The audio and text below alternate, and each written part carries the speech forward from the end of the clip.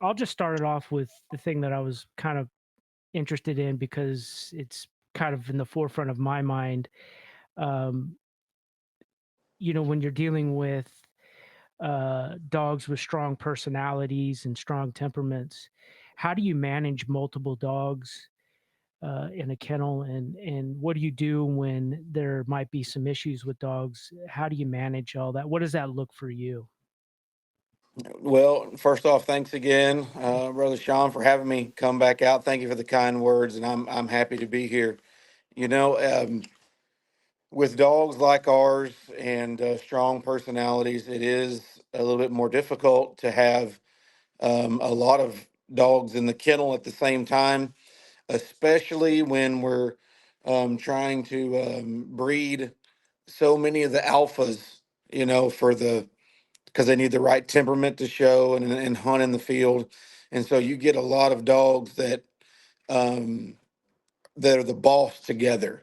And so the way that works is the first thing is the owners of these dogs, you need to be confident and not arrogant, not hateful, not abusive. No, you just need to be confident. These dogs can be handled by even the most confident of females. You don't have to be um, a big aggressive man. You just need to be confident. And what I mean by that is you're not intimidated by the dogs, and you move around them well with great confidence. And my grandpa used to tell me when I was little, when we were breaking colts, it was scary to walk up to that colt that had never been haltered or saddled before.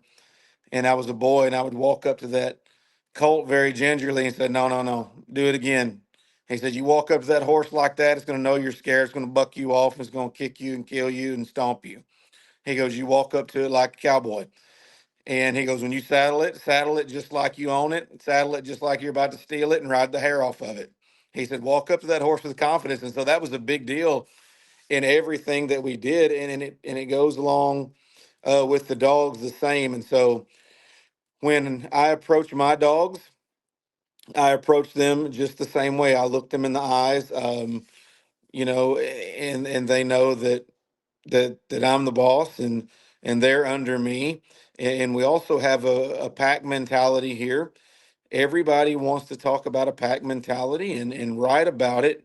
Very few understand what that means totally.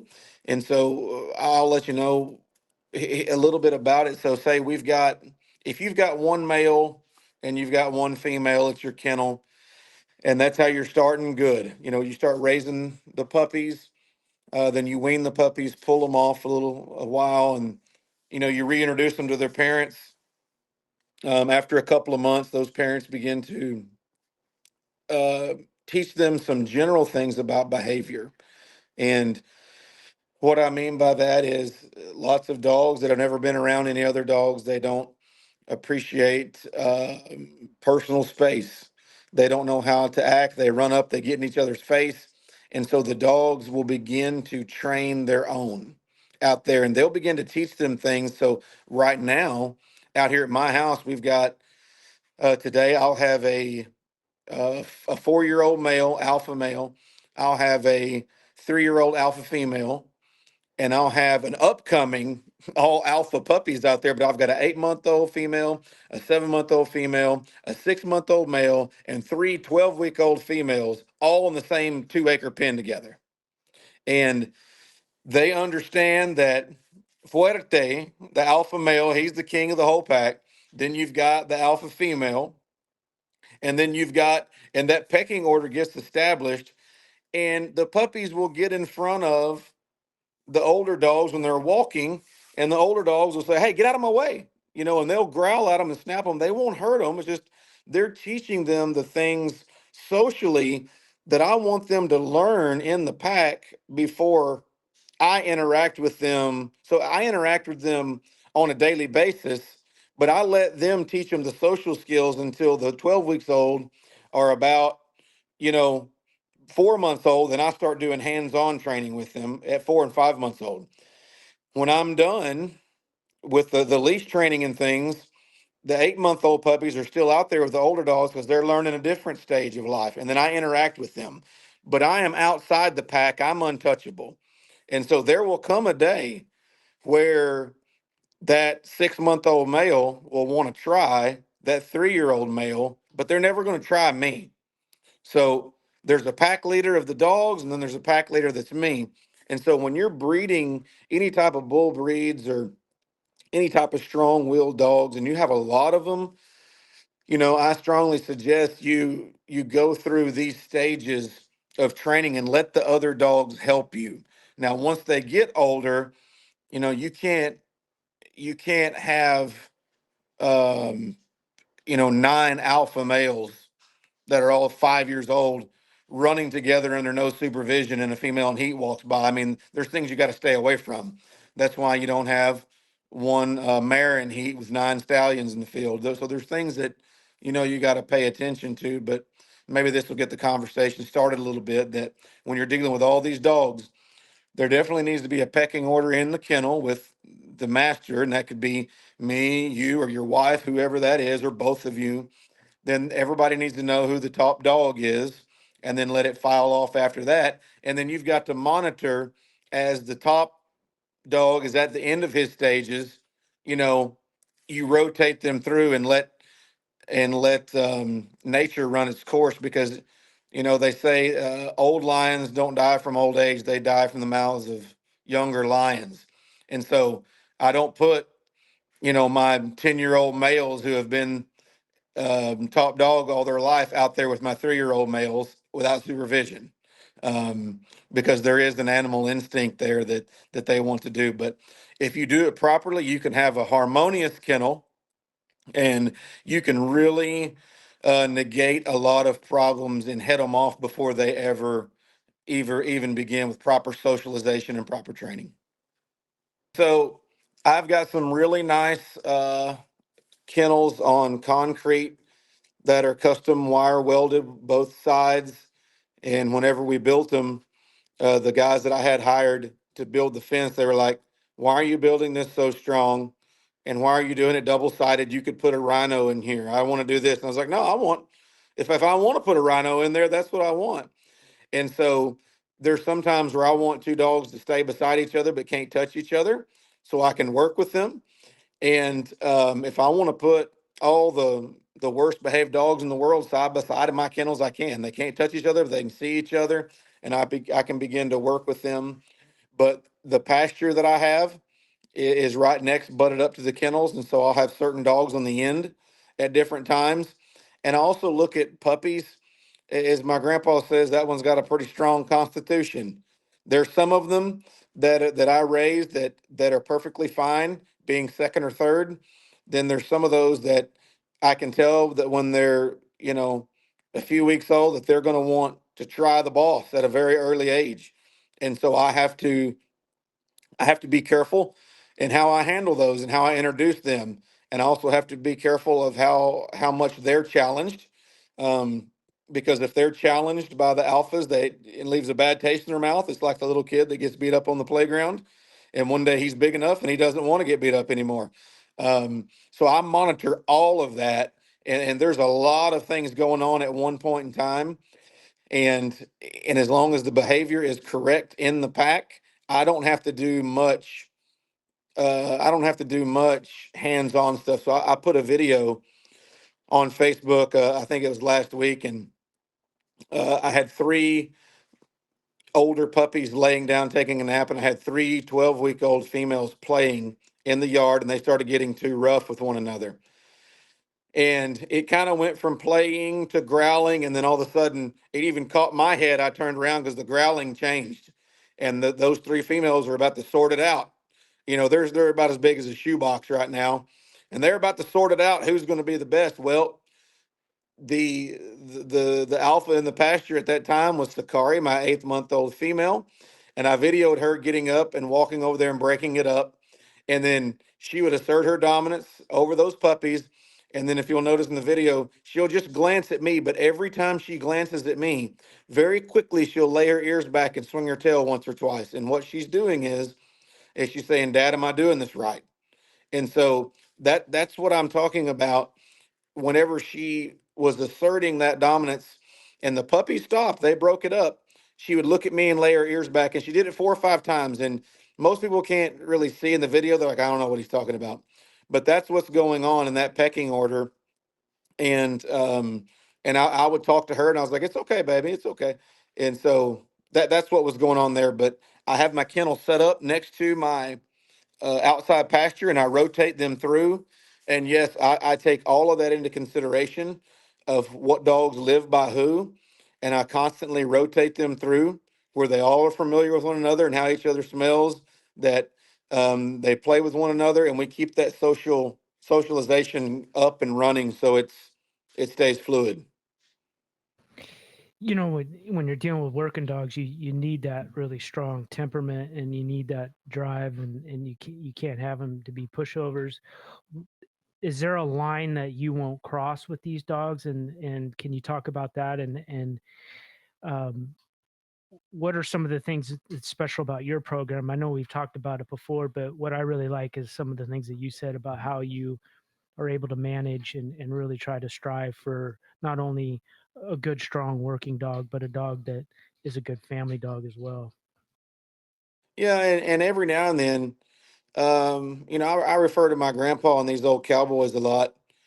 Whenever I'm talking, there's a lot of truth in what's been passed down, and is that we all want these dogs to be great, and we all want them to be a part of the family.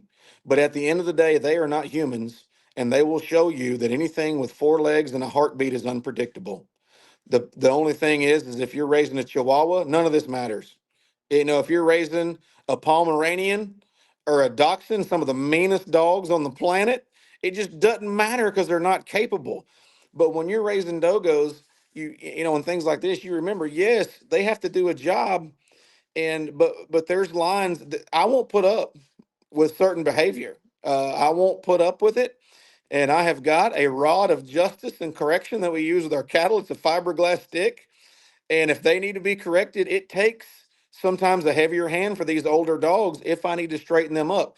I very rarely, if ever, have to use that because they're trained properly as puppies. And so when I raise my voice, there is there is no there's no rebellion there. But the funny thing is, if we have any problems, it's usually going to be around the house when they don't have anything to do. When we're out hunting, I mean, it is so aggressive. It is so high adrenaline. We got 15 or 20 dogs, and everybody's just doing their job, and they're working together, and they enjoy it.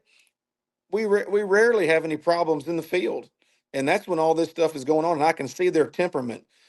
It usually happens around things like a female in heat and breeding, and that's where all the high intensity things come in. When you have a kennel and you have lots of dogs and females are coming into heat, and you've got 2 or 3 really strong males in there, and that smell is in the air, they'll remind you very quick that they're animals, and it's you got to keep a close eye on that.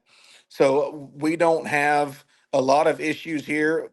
Lots of people do, but if you'll train them and start bringing them up the way that I'm talking and get a hold on all of that stuff at an early age, um, you can make a difference. And so, like, I carry that little fiberglass stick with me, not as a sort of punishment, but I can reach out and touch the dogs when they're 4 or 5 feet away.